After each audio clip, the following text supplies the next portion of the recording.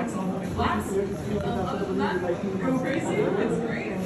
So the Tesla coil was invented by Nikola Tesla in the year 1891. All part of his dream to bring free wireless electricity to the world.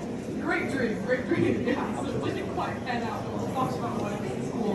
Nevertheless, so yeah, he's known for that. He's known for having a car brand named after him, just generally being like underappreciated for his achievements. So here we all are, like all appreciating his. This is great. Yeah, so let's do it. So how it's going to work is I'll turn it on for around 10 seconds each, and in between I'll tell you how it works, why it's important, and then at the end you can ask me any questions if you're confused about anything or curious about anything else in the museum. All right, so let's get started. All right, in 3, 2, 1. Woo!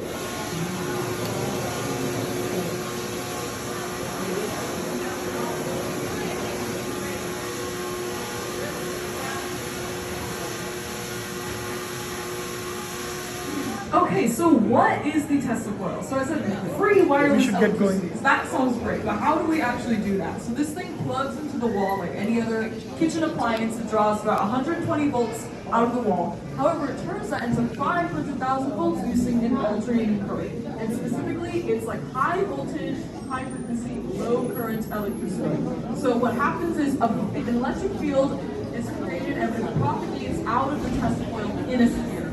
So this happens as the current travels through the coil of the wire. So pretty much like, how do we know this is even happening? How do we know an electric field is being generated? So if you look up front there was a sign that says Tesla coil. And you may have noticed when I turned on the Tesla coil, the sign also turned on. However, like, why is this significant? It is significant because the light bulbs in the sign are not connected to any wires. These fluorescent bulbs are just kind of standing in the display case. So then how do they turn on? So inside of these bulbs, there are these gases. And so when they come into contact with the electric field that is produced by the Tesla coil, the gases become excited and they emit light. And so that is basically the Tesla coil working. So let's see that one more time. Be sure to look up front there at the sign. And 3, 2, 1.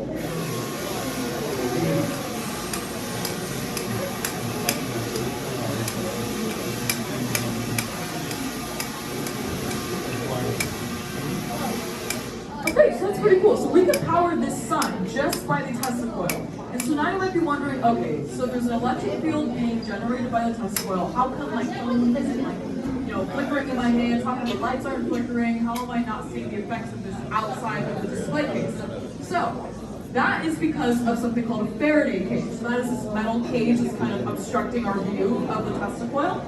So this thing works like the Faraday cage that's on your microwave at home. So on the door, there's like a black mesh.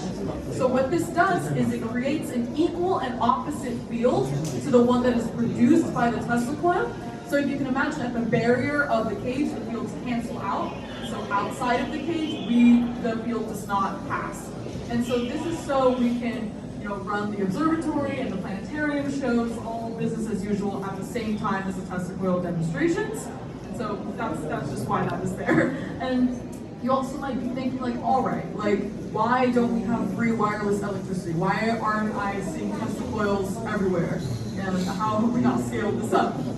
So that is because if we wanted to power a city with Tesla coils, so let's think about this.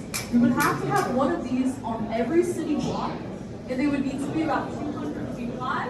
And if you can imagine, this thing already, there's lightning, and it already produces like a really terrible noise. And then there's also the fact that it's not the best way to get a reliable electrical connection. So the further away you get from the coil, assuming there's no Faraday cage, the weaker your connection gets.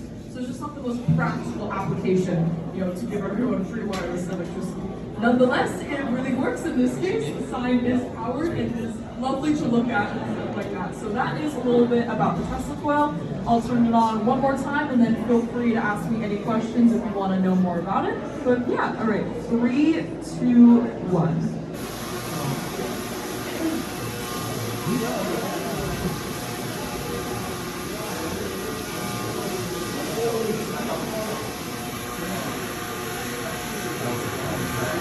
All right, that's the Tesla coil. Thank you very much.